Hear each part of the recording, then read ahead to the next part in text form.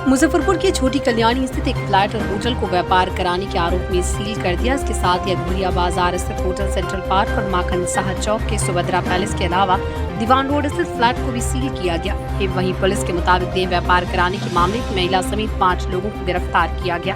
बता दें, एसडीओ के आदेश पर मजिस्ट्रेट और नगर डीएसपी टाउन के नेतृत्व में ये कार्रवाई की, जहाँ नगर डीएसपी और नगर थानेदार के अलावा काजी मोहम्मदपुर महिला और बेला थानेदार समेत कई अधिकारी मौजूद रहे। लगभग हमारी कार्रवाई खत्म होने की उस पे है, अंतिम चरण में हम लोग चल रहे हैं। ये टाउन थाना कांड संख्या 301/25, इसके तहत हम लोगों ने 3 पीड़िताओं को मुक्त कराया था और जिस घर से मुक्त कराया गया था उस घर को हम लोग सील कर चुके हैं पहले ही, जो कि कल्याणी के पास है।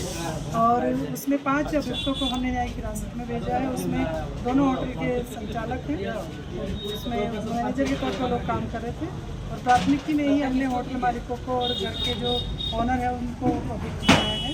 और आज अभी अंतिम में सुभद्रा पैलेस को हम लोग सील कर रहे हैं, पूरी तरह से सील कर दिया गया है। जिस सील लगाते हुए उसमें कांड संख्या का विवरण दे रहे हैं इनको। और ये सारी कार्रवाई अवैध जो देह व्यापार अधिनियम है उसकी धारा 18 के तहत मजिस्ट्रेट के द्वारा जो एक एसडीएम सर के द्वारा एक मजिस्ट्रेट बहाल किए गए हैं, उनकी निगरानी में करवाया जा रहा है। तीन बिल्डिंग को किया गया हमने। सबसे पहले सेंट्रल पार्क को किया है, जो कि अगोड़िया बाजार के पास है। दूसरे में फिर जिस घर से हमने पीड़िताओं को मुक्त कराया था, जो कल्याणी के पास है, उस घर के टॉप फ्लोर को किया है। और अभी ये सुभद्रा पैलेस होटल है, इसको किया है। 2 होटल 1 मकान। 2 होटल 1 मकान में किसी प्रकार की कोई गतिविधि नहीं होगी।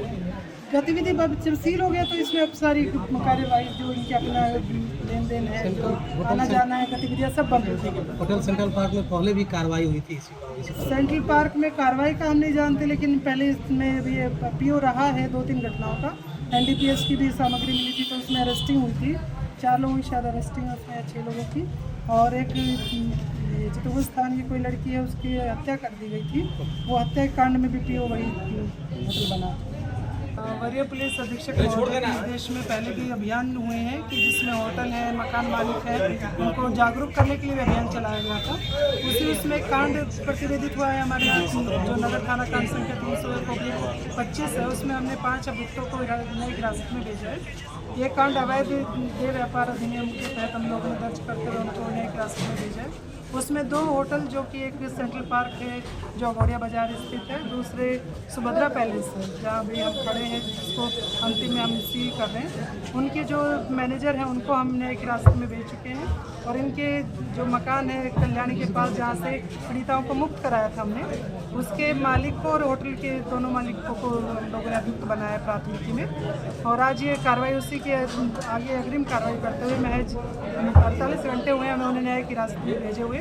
उसी में हम तीनों बिल्डिंगों को सील कर रहे हैं। पहले हम अगोड़िया बाजार वाली बिल्डिंग सील किए हैं, उसके बाद कल्याणी के पास जो मकान है उसको हम सील कर चुके टॉप फ्लोर को, और अंतिम में ये सुभद्रा होटल को हम सील कर रहे हैं। तो ये कार्यवाही आगे भी चलती रहेगी क्या सर?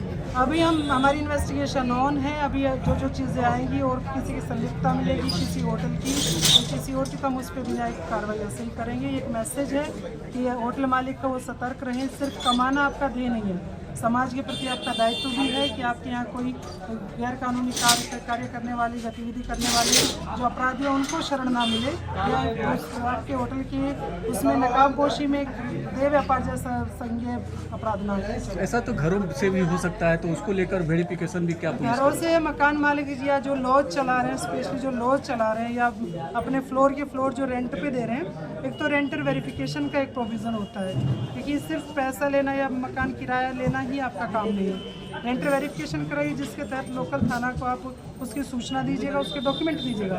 प्रॉपर एक डॉक्यूमेंटेशन होनी चाहिए कि इस रूम में इस डेट से इस डेट तक ये आदमी रहा है, उसका आधार, पैन कार्ड, जो बेसिक उसके डॉक्यूमेंट्स हैं वो लें और उसको लोकल थाना से वेरीफाई कराएं कि क्या उस पर कोई आपराधिक इतिहास है। उसका अगर इतिहास है तो फिर उस वैसे अपराधी को शरण देने से ज़्यादा अच्छा है कि आप पुलिस के हवाले उनको कर दें।